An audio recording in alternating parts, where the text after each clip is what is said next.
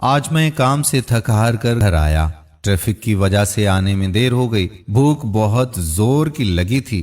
بیوی سے کہا کہ میں منہ ہاتھ دھو لوں جب تک تم کھانا لگا لو۔ اس نے میرے آنے سے پہلے میرا کھانا لگا دیا تھا۔ جب میں آیا تو سبزی کا سالن دیکھ کر میرا دماغ الٹ گیا اور میں چلایا کہ روز ہی سبزی کھاؤں؟ کیا میں کمائی اسی لیے کرتا ہوں کہ تم مجھے سبزی کھلاؤ؟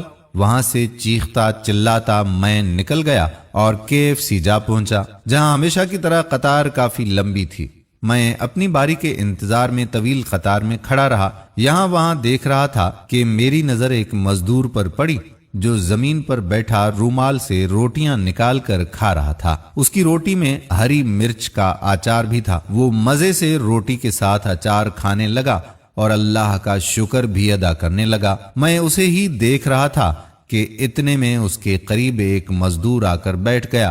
اس کے ہاتھ میں بھی ایک رومال تھا۔ اس نے رومال کھولا تو اس میں محض 2 روٹیاں تھیں۔ دوسرے نے دیکھا تو اپنی روٹی میں موجود ہری مرچ کا اچار اس کی طرف بڑھاتے ہوئے کہا کہ شکر ہے تم آج روٹی کے ساتھ کچھ لائے نہیں، ورنہ میں سوچ رہا تھا کہ آج تو میرا سارے کا سارا اچار ضائع ہو جائے گا۔ وہ دونوں یہی بات کر رہے تھے کہ اتنے میں میری باری آئی۔ کاؤنٹر پہ کھڑے لڑکے نے مجھ سے پوچھا کہ آپ کو کیا چاہیے؟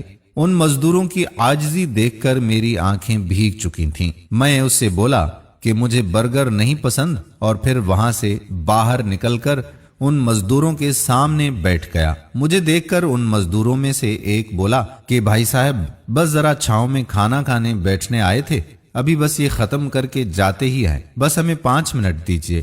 میں نے ان سے کہا کہ میں آپ لوگوں کو یہاں سے ہٹانے نہیں آیا۔ پھر تھوڑی دیر خاموش رہنے کے بعد میں نے ان سے کہا کہ کیا میں آپ لوگوں کے کھانے سے ایک نوالا کھا سکتا ہوں؟ میری بات پر وہ مسکرا کر بولے جی ضرور، کیوں نہیں۔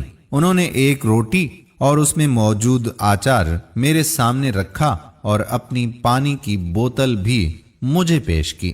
میں نے ایک نوالا کھایا اور میری آنکھیں آنسوؤں سے بھر گئیں۔ کوئی مجھ سے پوچھتا کہ ذائقہ کیسا تھا تو میں بتاتا کہ اس سے بہترین ذائقے دار کھانا میں نے اپنی پوری زندگی میں نہیں کھایا۔ میں نے ان سے کہا کہ یہ کھانا اتنا ذائقے دار کیسے ہے؟ وہ بولے کہ ہماری کوشش ہوتی ہے کہ ہم تھوڑا سا کمائیں مگر حلال کمائیں، اسی لیے یہ کھانا اتنا ذائقے دار ہے کیونکہ یہ حلال کی کمائی کا ہے۔ یہ سن کر اس آدمی نے تہیہ کر لیا کہ آج کے بعد سے وہ جو بھی کمائے گا حلال ہی کمائے گا۔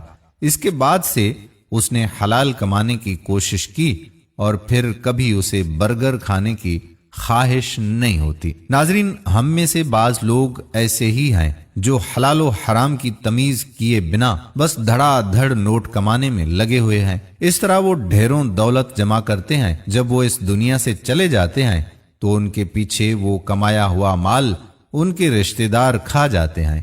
ایک تو کمائی بھی نصیب نہیں ہوتی اور پھر اس حرام کی کمائی کا بھی حساب دینا پڑے گا۔